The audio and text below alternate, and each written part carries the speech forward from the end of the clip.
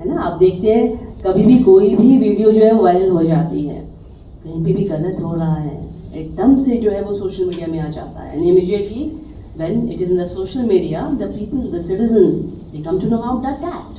And it's created pressure also, and pressure on the government also to take the action.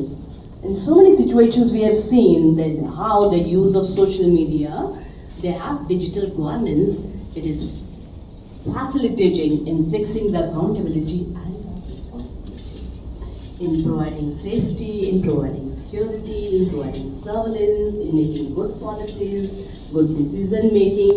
Again, the technology has come. कहते हैं ना कि only those people who know how to adapt, they survive.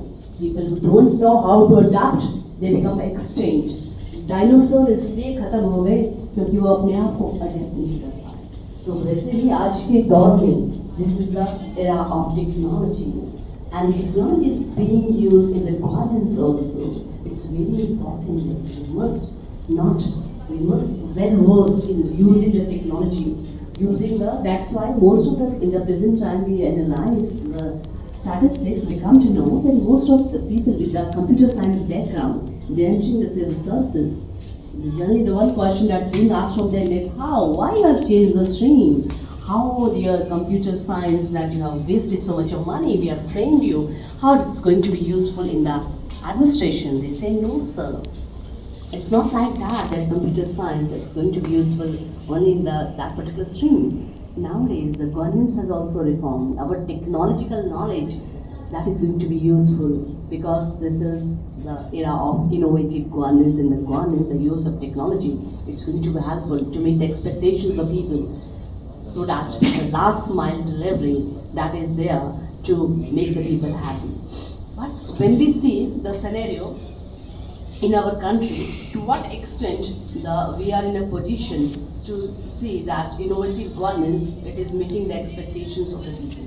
We see that the innovative governance, where we see and analyze the position, we say that so many data indicators that show that still a lot of challenges are there in the governance. When we see that Human Development Index 2024, our position is 134 out of 193 countries. Governance क्यों चला रहे हैं हम? सरकार का काम क्या है? विकास लाना। और sustainable development goals, 17 goals targets, they are with us. हम उन लक्ष्यों की पूर्ति करनी है। विकास भी इस तरह से कि बिना इनइक्वालिटी क्रिएट किए जाए। पुअर पीपल जो है, वे व्यक्ति जिसकी कोई सिफारिश नहीं है, वो लाइन के आखिरी पायदान पे बैठा है, पैसा भी नहीं है। अगर उसको सर्विसेज जो है without inconvenience, without harassment, without paying the money, without taking the help of some higher up echelons, we get the services, it means the governance is good. Governance अच्छा है, खराब है, कौन बताएगा? एक गरीब आदमी, वो आदमी जिसके पास न देने को पैसा है, न उसके पास कोई सिफारिश है। It's very very important that to provide the last mile delivery, that the indicator shows the no.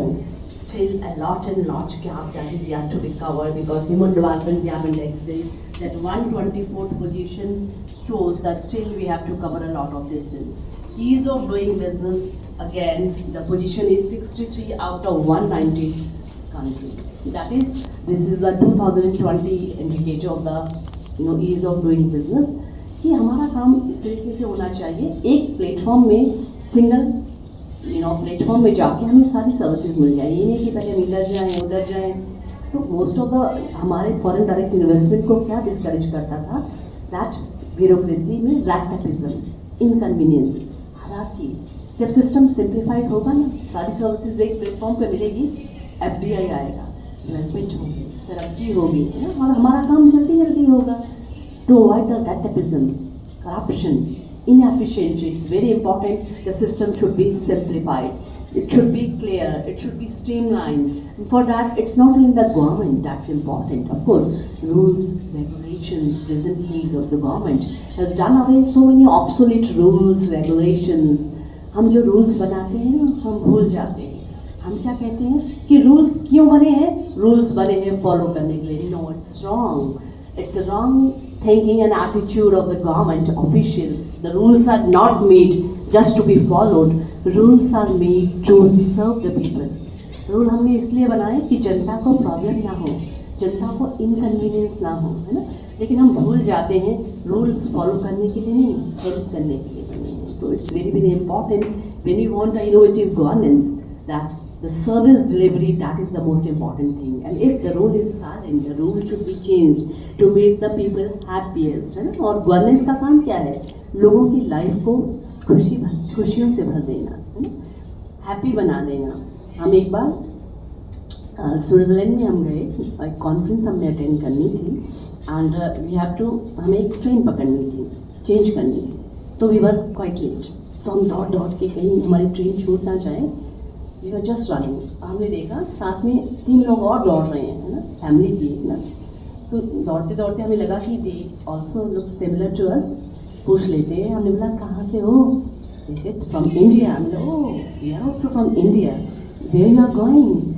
कहते we are settled in the Norway, we are going for holidays.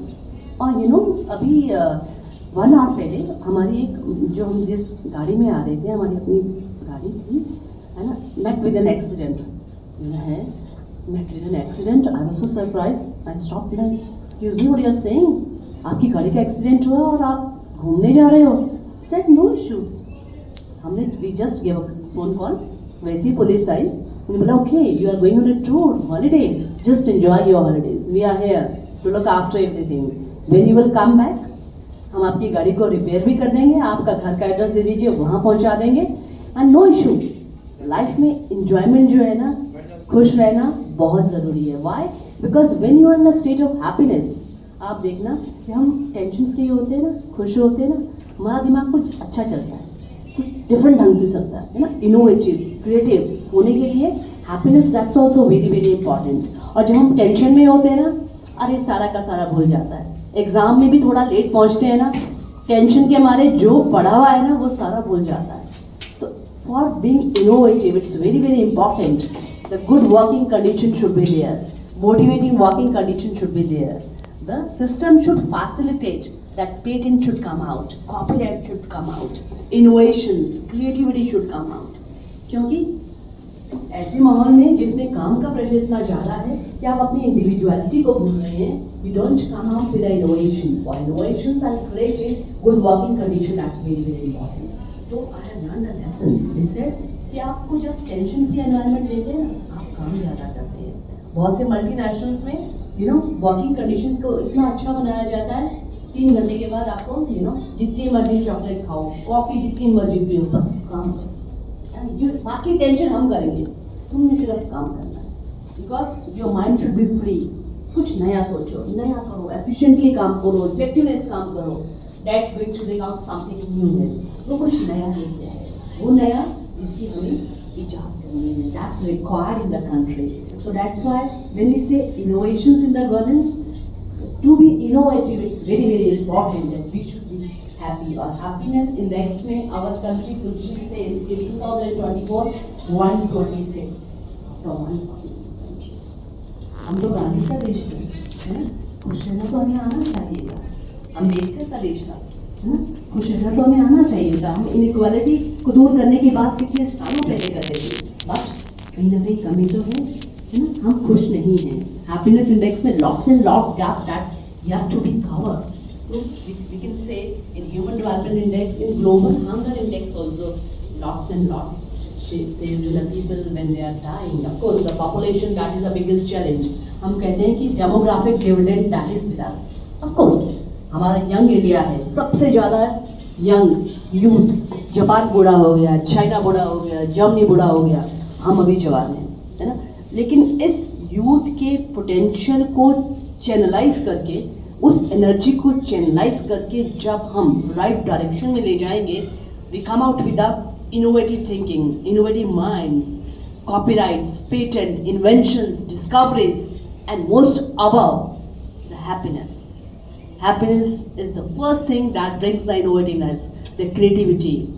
Something newness, that's very much required. और इसके लिए बहुत से departments में, बहुत से state government ने तो हैप्पीनेस मिनिस्ट्रीज क्रिएट कर दी है, हैप्पीनेस डिपार्टमेंट्स क्रिएट कर दिया है, हैप्पीनेस क्यूरिकुलम क्रिएट कर दिया है कि खुश रहो और खूब काम करो, खूब आगे बढ़ो, एनर्जी से काम करो।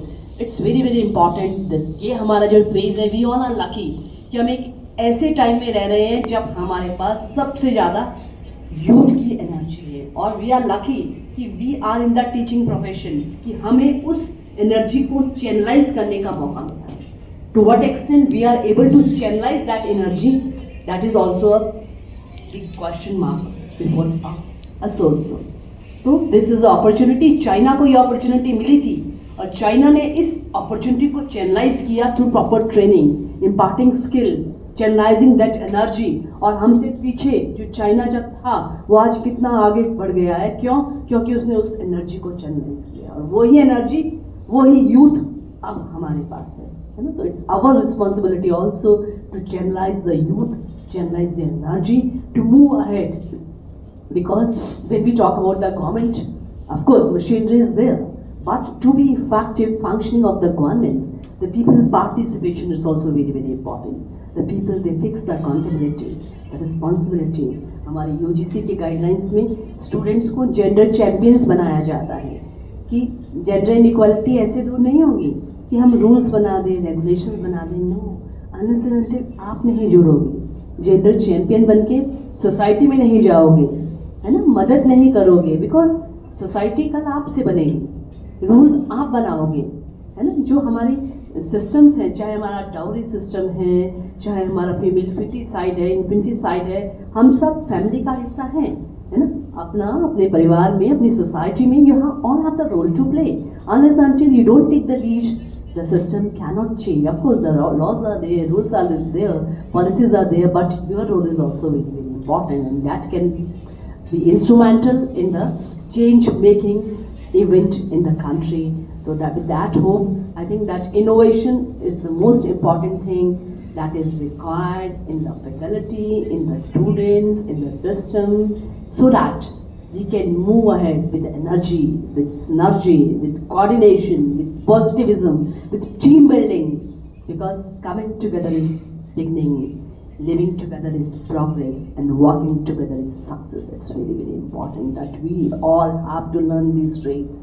We have learned to live with peace. We have learned to live with positivity and think innovatively, critically, analytically, by using the technology, use of artificial intelligence, है ना, ड्रोन टेक्नोलॉजी। हमारे नरेगा में क्या था? नरेगा में when the corruption came, RTI exposed the so much of corruption, है ना। RTI के आने से corruption expose हुआ, and then कुछ केसेस में ये भी पता चला कि नरेगा में जो asset building है, एक ही सड़क को बार-बार दिखा रहे हैं, ये सड़क हमने बनाई है, एक बार पैसा ले लिया, again they show the same road, कि okay we are constructing this road, please. So when this was there, then how to check that? Okay, the tagging, geo-tagging of the asset. Again, technology was used. कि geo-tag करो भाई, एक बार जो आपने show कर दिया है. Again, if you are going to show the same asset, then your corruption is going to be exposed. Again, technology is used in finding out the corruption, checking the corruption, and proper through biometrics ensuring the regularity, punctuality, CPGRAM, centralized public grievance redressal system, online complaint. मेरी university, I am doing students welfare also. एक student था मेरे पास, he said madam मैं ना सुबह से चक्कर काट रहा हूँ, है ना, कितने महीने हो गए, ये पेड़ हमारे डिपार्टमेंट के ऊपर है, वो गिरने वाला है ना। मैं सारी यूनिवर्सिटी ऑफिशियल्स को मैंने कंप्लेंट लगा दी, यहाँ पे लगा दी, कोई सुनता ही नहीं है। मैंने ना आज CPGRAM में जो है कंप्लेंट डाली, और जैसे उसने CPGRAM में कंप्लेंट डाली, कहते मैं किसी के पास नहीं गया, सब मेरे पास आए कि एक्सक्यूज मी, कौन सा पेड़ बताओ ना, कब काटना है, बताओ तो सही। Then he was surprised. That is the role of technology, the role of public grievance redressal system, e-Samadhan, online redressal of the complaints. It's the people who fix the accountability. जनता जब जागरूक होती है, एम्पावर्ड होती है, sensitised होती है, come to know about the policies, rules and regulation, they fix the accountability and they bring the change. तो ये बोथ वेज है. It's not only the officials, IAS के पास ही पावर होती है. Now the empowered citizens, they are also powerful. And being youth, you are tech savvy also, and if you are using the technology in fixing the accountability, responsibility, definitely वो दिन दूर नहीं जब हम भी डेवलप्ड कंट्री की line में, of course हम बोलते हैं कि हम इकोनॉमिकली जो है 5th लार्जेस्ट इकोनॉमी बन चुके हैं, but of course that is there, but that is the economical part. But in the real sense, unless and until we are not, competent enough, along with the money, the ethical spirit that should also be there. Think positively. We have to, don't ask what your country has given to you, always ask what you can give back to your country. आप क्या दे सकते हो अपने देश को, अपने समाज को, अपने परिवार को, क्योंकि आपके सहयोग के बिना हम आगे नहीं बढ़ सकते. आज थैंक यू, आपने मुझे मौका दिया. हमारे पब्लिक एडमिनिस्ट्रेशन डिपार्टमेंट के स्टूडेंट्स जो है वो बहुत वाइब्रेंट है, इंस्पायरिंग है, लविंग है. आप सबके चेहरे बता रहे हैं. Communication, the 10% of communication, 30% that's through the words, 30% माना मैं बोल रही हूँ, लेकिन 60% that's through your body language. आपकी बॉडी लैंग्वेज आप सबके बारे में बता रही है. इतनी सुबह आपको मैसेज आया कि अरे वाह, अचानक ही कहाँ से लेक्चर आ गया. वो लेक्चर मेरी वजह से आपको सुबह सुबह आना पड़ा, है ना. Thank you so much. आप सब आए, आप सब से मिलकर बात करके मुझे बहुत अच्छा लगा. एंड वी होप कि आप जब कभी भी शिमला आओ, मुझे कॉल करना. और any time you can come to my university. I am dean students welfare also. इससे पहले मैं dean faculty of social science भी रह चुकी हूँ, डायरेक्टर विमेन स्टडीज़ भी रह चुकी हूँ. लेकिन most important thing is that हमें नई नई जगह जाकर इंटरेक्ट करना चाहिए, है ना, मिलना चाहिए. सोशल कैपिटल बहुत इंपॉर्टेंट होती है. एक चीज़ याद रखना, मैं यहाँ पर जो है आर्मी ऑफिसर्स के वहाँ पे ठहरी हूँ, क्योंकि हमारी यूनिवर्सिटी में आर्मी ऑफिसर्स के साथ MOU था. वो एमफिल जो था उसमें 2 सीटें हम क्रिएट करते थे. तो यहाँ पर एक हमारा स्टूडेंट जो है वो आर्मी ऑफिसर है, कर्नल है. ही मेड द अरेंजमेंट कि हम प्रयागराज कुंभ में भी गए, है ना. दर्शन भी हमने आर्मी कोटे से किया, आसानी से हो गया, है ना. और फिर अयोध्या में भी दर्शन किए. तो इट्स द सोशल कैपिटल. याद रखना, सोशल कैपिटल बहुत ज़रूरी होती है. आपकी जो क्लास है ना, ये आपकी सोशल कैपिटल है. आपके टीचर्स आपकी सोशल कैपिटल है. पैसा बेशक गंवा देना, अपनी सोशल कैपिटल को कभी मत गंवाइए. ये ज़िंदगी भर काम आएगी आपकी, ठीक है. तो ये आप सब ने मुझे सुना. मेरे साथ मेरी फैमिली भी आई है, वो बाहर वेट कर रहे हैं. ज़्यादा लंबा भाषण मैं नहीं दे सकती. तो थैंक यू सो मच. आपने थैंक यू सर. आप सभी का, आप सब ने मुझे मौका दिया कि मैं स्टूडेंट से इंटरेक्ट कर पाई और आपके इस विभाग को देखने का मुझे मौका मिला. Thank you.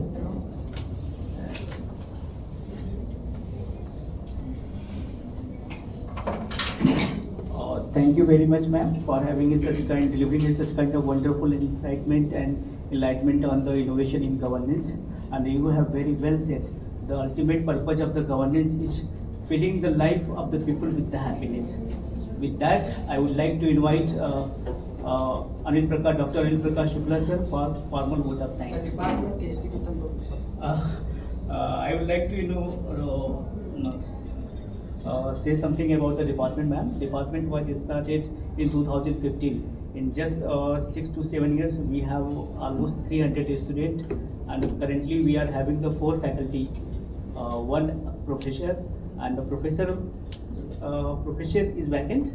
1 associate professor, associate Shukla sir has joined as an associate professor. Now he is promoted as a professor, and 2 assistant professors are there, and 1 professor vacancy is vacant.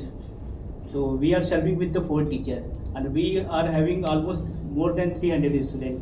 So in 6-7 years, we have reached the milestone of the 300 students. It's only few department in North India where the public administration is run and offered as an independent subject, and we are having the independent department. We are separate from the political. that, I would like to invite Dr. Anil Prakash Shukla sir for formal vote of We thanks. are running VRS course. We are offering the three program, Only department. UG, PG and PhD program. It's the only department in North India which offers the three program, UG, PG and the PhD program. So it's a great milestone for us. We are only the department. In short span of time, we have achieved a lot, but we still have the shortage of the faculty. So we are serving the student more than 300 students only with the 4 teachers. So that's a challenge for us to serve the more than 300 students with the 4 teachers. So still, we are hopeful in future USC will provide the more faculty position to our department. So again, with that, I would like to invite Dr. Anil Prakash Shukla sir for formal vote of thank.